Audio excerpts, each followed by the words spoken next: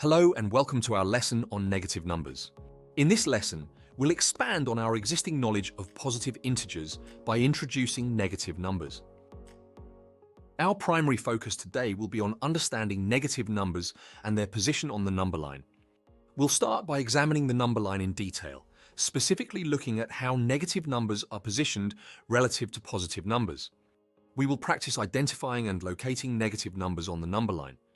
We'll then apply this understanding to different scenarios, showcasing the practical implications of recognizing and working with negative numbers.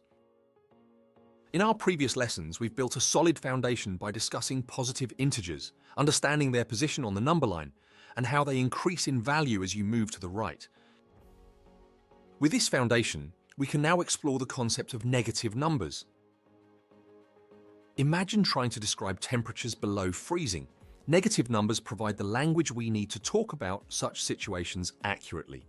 This notation also enables us to solve problems involving debts in financial contexts or elevations below sea level in geography. Let's get started. All right, let's dive into the main part of our lesson on negative numbers. Consider the scenario where you have 2 apples and 2 oranges. How many fruits do you have in total? You would simply add them up. 2 apples plus 2 oranges equals 4 fruits. This is easy to understand because we are dealing with positive numbers. Now let's imagine a more complex situation. What if you owe a friend 5 fruits and then you gain some fruits? For example, you give your friend 4 fruits, but you still owe them 1 fruit. So you fulfill part of the debt, but not all of it. Unfortunately, in the real world, having negative fruits doesn't make much sense. You can't hold a negative amount of apples in your hand. However, the concept of owing, such as owing fruits to your friend, introduces us to the idea of negative quantities. You can give your friend 4 fruits but then still owe them 1. If you were to then gain an apple, you would have to give it to your friend, fulfilling part of your debt. To make sense of owing fruits, let's turn to the number line. On the number line, positive numbers, the numbers we are familiar with, extend to the right of 0. But what if you go the other way?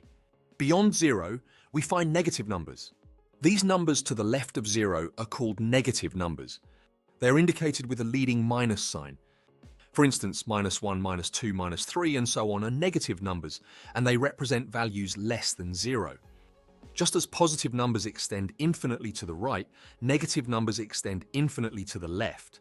There is no smallest negative number because you can always subtract one more. Negative numbers can seem abstract because they don't have straightforward physical analogues. This is one reason why they were only introduced by Chinese mathematicians around 200 BCE. They are a relatively recent development in the history of mathematics.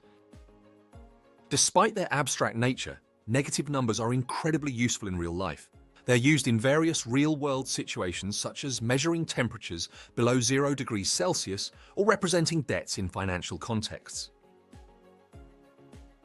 Now that we understand what negative numbers are and how they are positioned on the number line, we will explain how to applying the 4 basic operations, addition, subtraction, multiplication, and division, to negative numbers. This will be the focus of our next lessons. Watch the rest of the GCSE Maths course at Sophos Education.